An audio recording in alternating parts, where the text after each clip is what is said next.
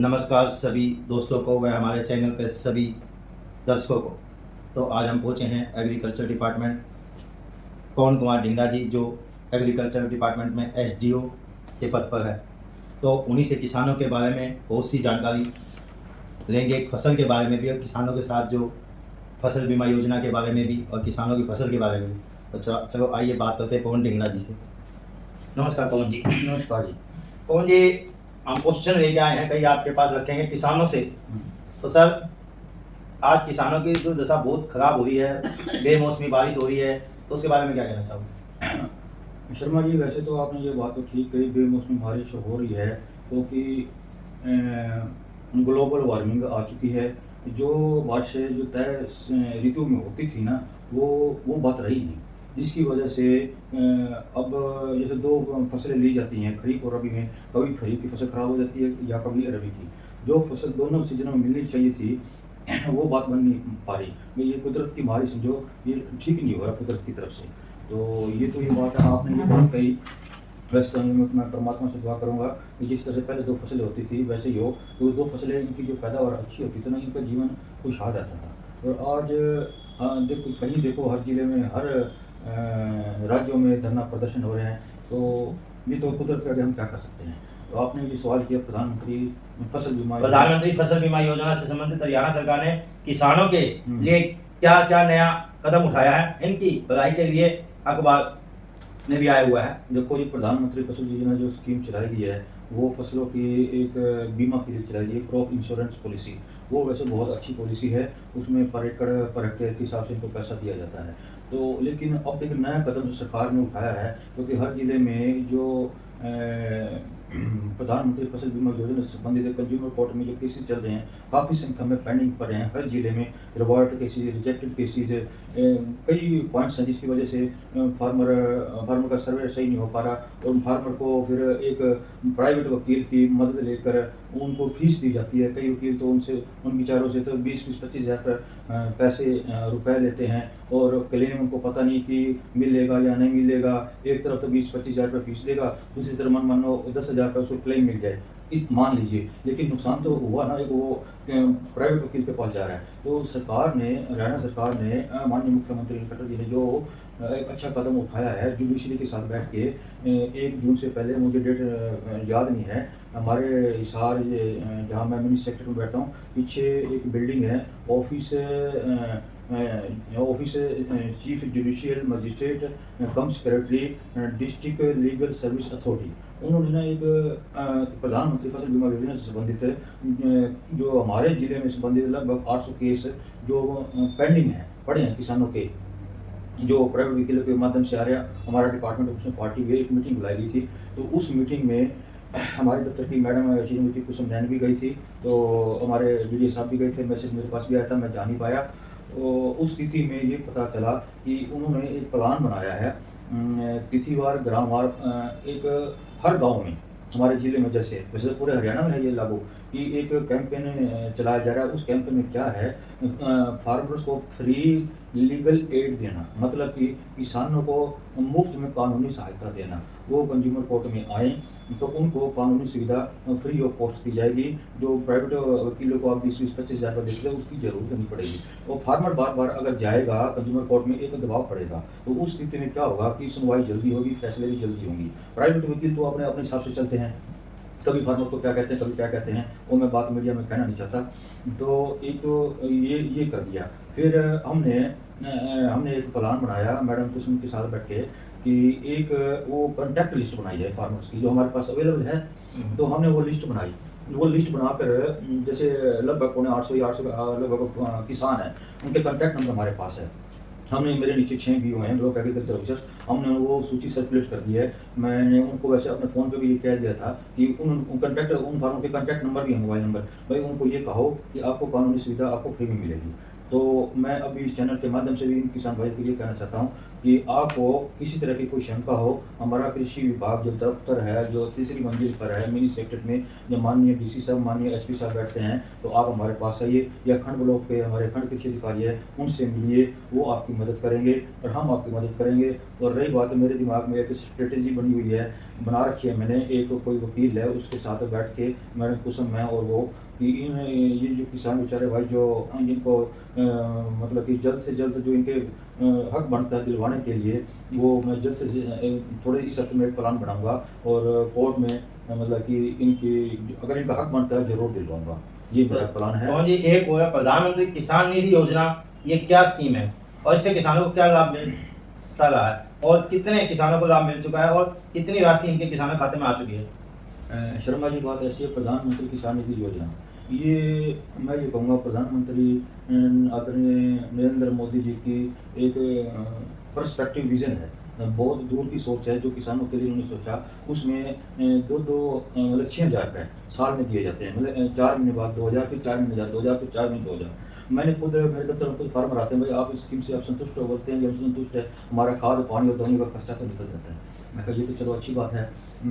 और इसमें क्या होता है, प्रधानमंत्री किसान निधि योजना में मेरे दफ्तर में नॉर्मल शिकायतें भी आती हैं और सीएम विंडो भी लगती हैं, जो कि किसानों को इस मामले में जानकारी नहीं है। मैंने अखबार के माध्यम से विज्ञापन भी दिया था, शायद कुछ फार्मर ऐसे भी हैं जो पढ़ नहीं पाते, लेकिन मैं चाहता हूं कि वे उनके बच्चे पढ़ें और अपने फादर्स को बताएं जो भी है। ये इसमें क्या है, अभी जो लाभ जितने किसान डाटा मेरे पास है पंजीकृत हैं, उनको इतना पूरा लाभ अभी तक मिल नहीं पा रहा। कोई कहता है कि अभी किस्त नहीं आई, वो नहीं आई। इसका कारण ये है कि EKYC करवाना, तो वो करवाएंगे तो वो 100% इनको मिलेगा। EKYC में क्या है, इनको इनके गांव में ये CSC सेंटर है। CSC सेंटर है, आप जाएं वहां जाके सीधा ये कहें कि भाई मैंने EKYC करवानी है, जो 2000 वाली स्कीम है।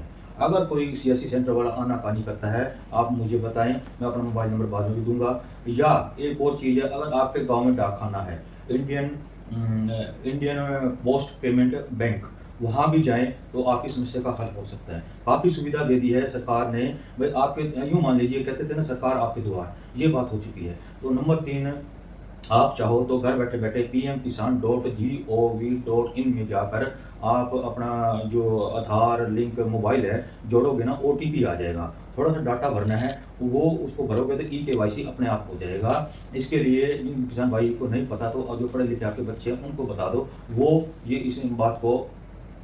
इस बात को कर देंगे। एक पॉइंट वो था, इसमें लैंड शेडिंग जो होती है ना, लैंड शेडिंग का मतलब ये होता है कि किला नंबर मुरबा नंबर ये बताना होता है किसान को।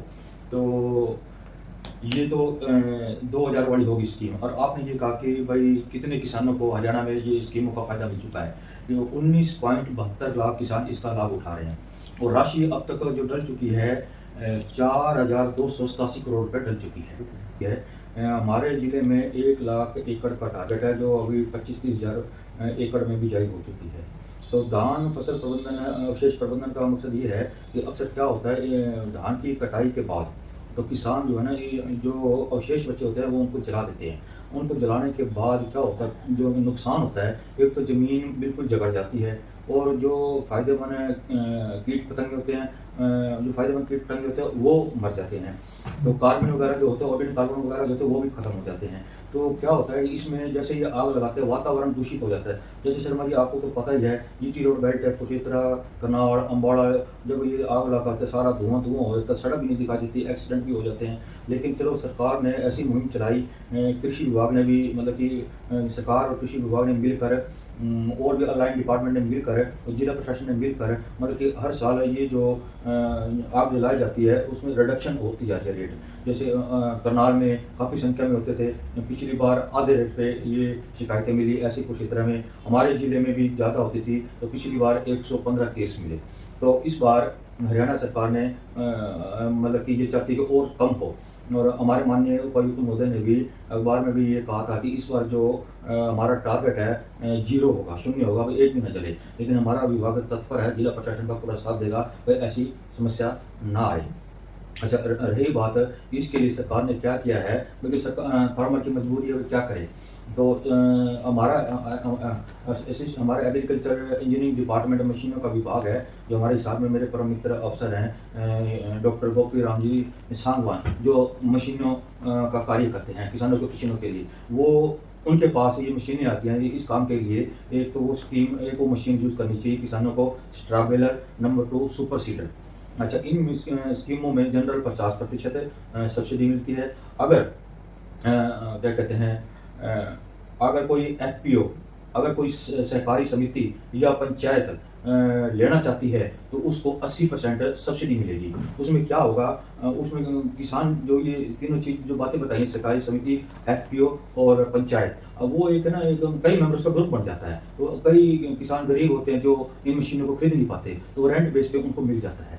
तो एक तो ये बात होगी। तो हमारा प्लान ये भी है, ये जो अवशेष को ख़त्म करने के लिए हमारे पास डिकम्पोजर आते हैं, वो अवशेष को गला देते हैं। लास्ट ईयर आए थे, वो एक कैप्सूल टाइप के होते हैं और बहुत अच्छे रिजल्ट हैं।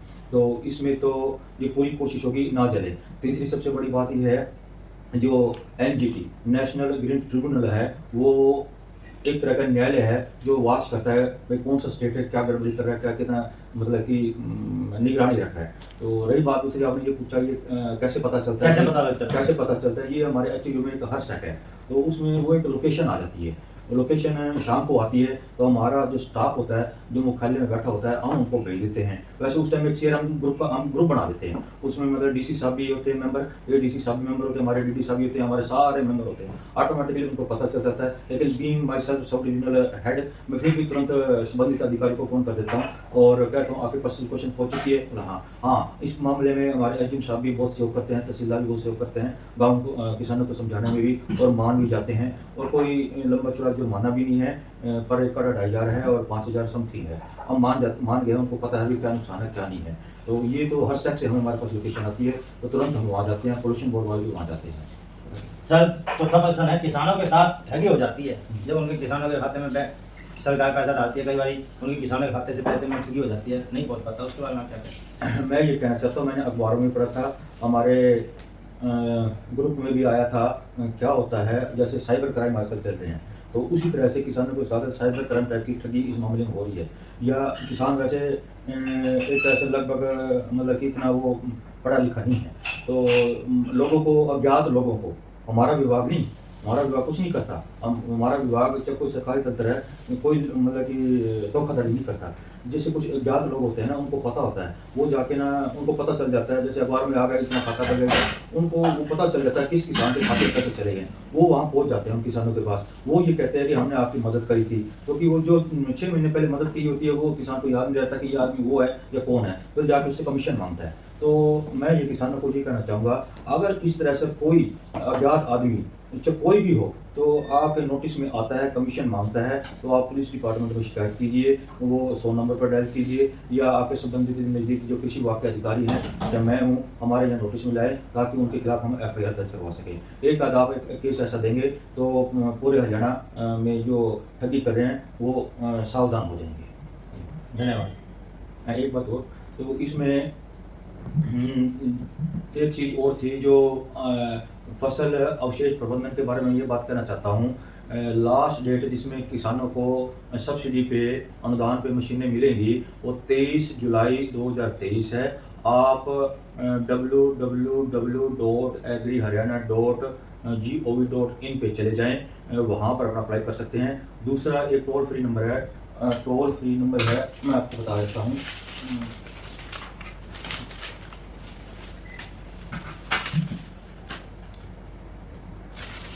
टोल फ्री नंबर है 1800-180-2117। इस पे आप संपर्क करें, ताकि आपको सब्सिडी जो है अच्छी मिलेगी, और जो इम्प्लीमेंट्स हैं वो भी वहाँ से आपको मिलेंगे, जो सरकार द्वारा अनुमोदित, सरकार द्वारा रजिस्टर्ड कंपनियां जो ये यंत्र बनाती हैं। तो मैं पवन ढींगड़ा, आप आए, आपका स्वागत करता हूँ। जय हिंद, जय भारत।